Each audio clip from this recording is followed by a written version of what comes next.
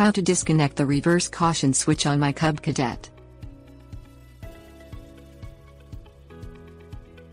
While Cub Cadet makes a full line of lawn equipment, the manufacturing company is best known for its riding mowers. Cub Cadet riding mowers have Color V twin engines, a movable cutting deck and numerous safety features.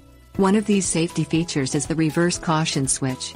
This switch kills power to the mower's blades when the mower is placed into reverse. The switch can be disconnected if the owner wants to disable it or install a new switch. Things you'll need: wrench set. Remove the Cub Cadet's battery cables with the wrench. Locate the reverse caution switch on the left-hand side of the tractor's gear shifter. Its black plug will be plugged into a white oblong plastic wiring harness. Push down on the side tabs on the black plug. Pull the black plug back and out from the white plastic wiring harness.